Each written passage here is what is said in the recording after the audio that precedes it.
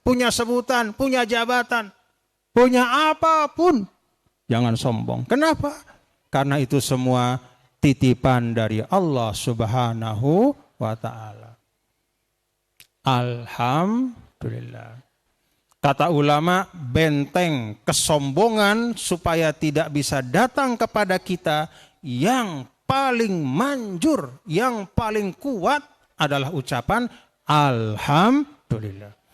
Jadi pada saat Pulunggo Tiang mengucap Alhamdulillah, itu bukan hanya dapat pahala bersyukur, tapi juga membentengi nikmat itu supaya tidak rusak dengan ketakaburan dan kesombongan. Dekne penggitan benteng sino, tapi itulah al-hisnul mani. Itulah benteng yang kokoh dan kuat menjaga nikmat kita.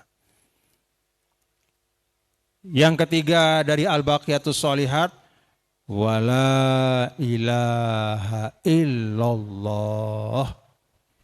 Tiada Tuhan selain Allah. Bapak Ibu hadirin dan hadirat sekalian, ucapan yang ketiga ini mengandung ilmu. Apa ilmu yang dibawa oleh la ilaha illallah ini? Kalau kata ulama ahlul haqiqah, ulama ahlul tariqah, ulama ahlul haq, ilmu yang ada dalam la ilaha illallah ini adalah ilmu yang tertinggi dalam kehidupan manusia. Alhamdulillah. Jadi Bapak Ibu saudara-saudara sekalian, dengan mengucap la ilaha illallah ini kita sudah menjadi seorang yang mendapat ilmu yang paling berharga. Kenapa ini ilmu yang paling berharga? Karena seperti digambarkan oleh Nabi kita, Nabi besar Muhammad sallallahu alaihi wasallam, ketika beliau merayu paman beliau Abu Thalib. Ketika Abu Thalib akan wafat, apa kata Sidina Rasul? Ya ammi kulli qaulan uhajju laka bihi indallah. Pamanku tiang nunas, tolong ucapkan satu kalimat yang dengan satu kalimat itu saya akan bela engkau di depan Allah Subhanahu wa taala. Apa kalimat itu? La ilaha illallah. Maka dalam sebuah hadis Rasulullah SAW sampaikan, maka na akhiru kalamihi la ilaha illallah dakhalal jannah. Siapa yang bisa membawa la ilaha illallah sampai akhir hayatnya, wajib masuk surga. Subhanallah walhamdulillah wa la ilaha illallah. Apa adab dari la ilaha illallah? Adabnya adalah bapak-bapak dan ibu saudara-saudara sekalian, jangan menempatkan apapun selain Allah itu setara dengan Allah. Jangan mempertuhan diri kita. Ada orang mempertuhan dirinya, siapa? Fir'aun. Apa katanya? Ana rabbukumul a'la, aku jadi nenek wah. Kenapa dia mengatakan itu? Saking berkuasanya. Kenapa dia mengatakan itu? Saking kayanya. Kenapa dia mengatakan itu? Saking dia merasa dirinya paling hebat. Dia pertuhankan dirinya.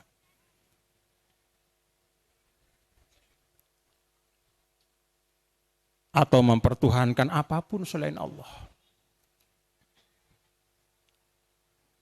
Jangan perlakukan sesuatu dengan takzim.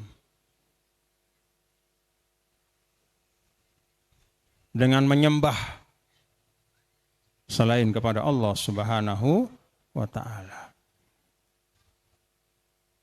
Maka kata para ulama, nih, ini satu hal nih. Ini perlu perhatian. Apa bedanta ngendeng lek desida Allah barang ngendeng lek manusia? Kanggo tengendeng lek desida Allah? Ndek sekedar kanggo, wajib. Kanggo tengendeng lek manusia? Kanggo atau ndek? Hah? Kanggo.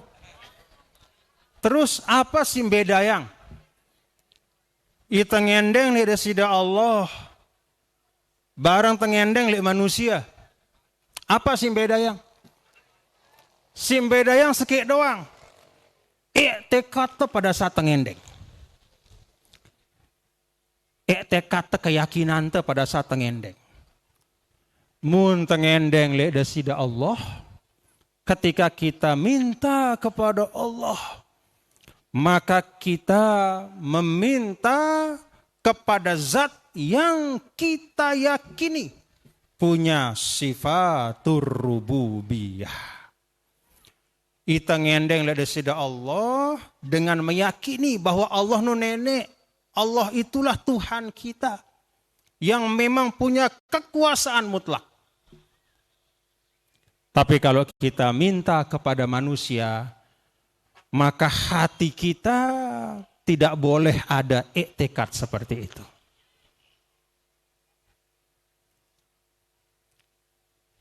Paham Bapak Ibu? Sama-sama minta, yang membedakan apa? Iktikad.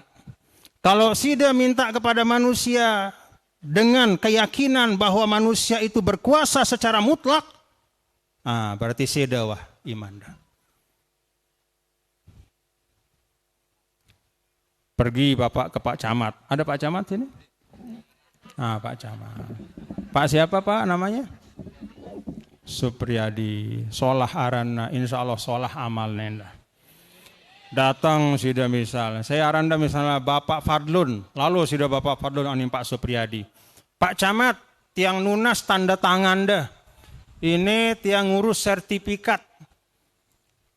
Aning kantor tanah. Untuk bangket tiang, syaratnya harus ada tanda tangan deh Pak Camat. Adik tiang bau urus lihat selong, misal. Pada saat sidang ngendeng sino, apa keyakinan deh terhadap Pak Camat nih? Apakah sida punya keyakinan bahwa Pak Camat ini berkuasa mutlak? Tidak ada yang bisa menghalanginya?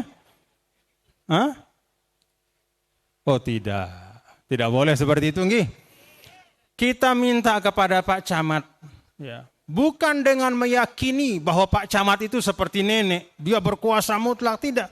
Tetapi kita minta kepada Pak Camat karena kita tahu ada kewenangan yang dititipkan oleh pemerintahan kepada beliau untuk menandatangani berkas kita. Paham Bapak Ibu? Sida mundeng ngendeng. Ngendeng katakanlah misalnya ngendeng le dengan tuak de kepeng misal. Atau misal sida lalu aning tetangganda sino berdua lolon pau misal. Kemudian sida lalu aning tetangganda, Bapak melengku lolon pau no, kuendeng telun deh. Kanggu atau ndek? Kanggu atau ndek? Apa keyakinan sida ketika ngendeng pau sino? Bahwa Pauk sino ia si ngepe secara lahir batin mutlak, dia yang punya, dia yang menumbuhkan, dia yang menciptakan, dan dia bisa apakan saja selama-lamanya? Oh tidak. Kenapa kita minta Pauk kepada dia? Karena Pauk itu dititipkan kepemilikannya di dunia oleh Allah Subhanahu wa Ta'ala kepada tetangga kita itu. Paham Bapak Ibu? Minta tolong kepada manusia boleh enggak? Boleh. Assalamualaikum Pak Dokter, anak saya sakit, tolong datang ke rumah. Syirik noh. Kenapa enggak minta tolong sama Allah? Kok minta tolongnya sama dokter? Oh tidak. Justru kalau kita minta tolong kepada yang memang sesuai kewenangannya, itulah tandanya kita menjalankan sunnatullah. Kita minta mangga sama yang punya, cocok atau enggak? Kita minta mangga bukan sama yang punya, cocok atau enggak? Bapak-bapak minta tanda tangan kepada Pak Camat, cocok atau enggak? Bapak-bapak minta tanda tangan kepada istrinya, cocok enggak?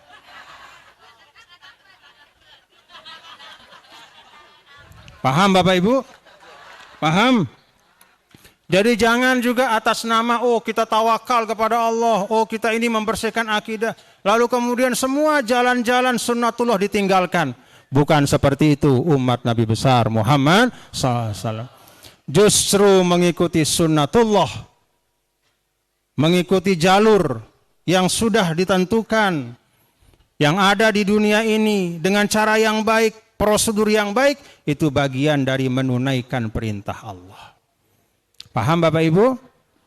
Kemana belajar? Kemana kita kirim anak kita belajar? Aning pekan, aning bangkat, apa aning sekolah? Yo, kan ilmu Allah lembembe tahunnya. Paham Bapak Ibu? Tentu ilmu Allah lembembe tahunnya, lagu le dunia, Allah menitipkan ilmunya pada tempat-tempat menuntut ilmu. Paham Bapak Ibu? Di mana tempat Ibu mencari fatwa ilmu agama? Pada Tuan Guru Solah atau pada Pak Camat Supriyadi? Hah?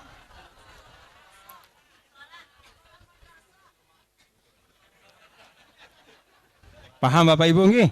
Nah, jadi yang ingin Tiang sampaikan adalah bahwa pada saat kita berikrar la ilaha illallah, tiada Tuhan selain Allah, kita tahu kemutlakan, kemahakuasaan, ya, rububiyah, uluhiyah, semua milik Allah Subhanahu wa taala, tetapi pada saat yang sama kita juga mengetahui bahwa rububiyah, bagian dari rububiyah Allah adalah memberikan pengaturan-pengaturan dalam kehidupan dunia sesuai dengan apa yang dibutuhkan oleh manusia. Beanding makan masjid, ada makan ya makan so. Yo kan rezeki lembembe tahunnya. Iya, lagu berdagang, makan, aning pakan. Paham Bapak Ibu? Nah, supaya kita paham-paham gih. Supaya kita paham-paham. Jadi dalam semua kita menjalani proses ini dengan baik, termasuk yang disampaikan oleh tadi Ketua Umum Pimpinan Pusat Muslimat NWDI, ya, bahwa kita kompak untuk bersatu itu untuk menjalankan sunnatullah. Karena tidak ada cerita sukses kalau kita tidak kompak untuk bersatu. Maka kekompakan itu sunnatullah untuk kesuksesan. Paham Bapak Ibu? Itu sunnatullah untuk kesuksesan. Yang terakhir, wallahu akbar, itu yang keempat. Allahu akbar adalah persaksian, kalau kata ulama. Apa ilmu yang ada dalam Allahu akbar? Kullu ma siwallah itu laisa bi akbar. Semua yang selain Allah itu tidak ada yang maha besar.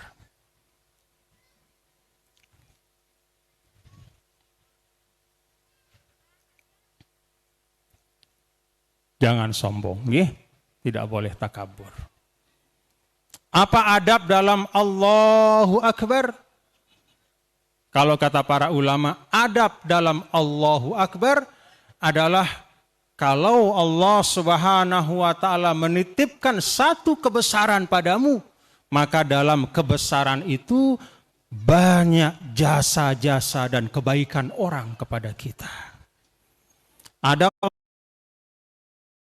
orang berilmu tanpa guru? Ada orang kaya hasil dari keringat sendiri? Tidak ada. Pasti ada bantuan orang. Orang punya ilmu karena ada gurunya. Ada madrasahnya. Orang bisa kaya karena bantuan orang lain. Allahu Akbar Allah. Alhamdulillah. Kita cukupkan Bapak Ibu hadirin hadirat sekalian. Kita simak kalimat yang keempat dari Al-Baqiyatus Shalihat. Mudah-mudahan apa yang kita simak, yang kita dengar pada pengajian hari ini, 4 Al-Baqiyatus Shalihat dapat kita pahami maknanya, kita pahami adabnya, dan kita amalkan dalam kehidupan kita. Subhanallah walhamdulillah wa la ilaha illallah wallahu akbar. Subhanallah walhamdulillah wa la ilaha illallah wallahu akbar. Subhanallah walhamdulillah wa la ilaha illallah wallahu akbar. Maha suci Allah, segala pujian hanya milik Allah, tiada Tuhan selain Allah. dan Allah Maha besar. Rabbana atina fid dunya hasanah wa fil akhirati hasanah wa qina adzabannar. Terima kasih. Wallahul muwaffiq wal hadi ila sabilir rasyad. Assalamualaikum warahmatullahi wabarakatuh. Kita jawab azan sebelum kita tutup dengan doa. Terima kasih. Lunas maaf apabila ada kekurangan kehilafan.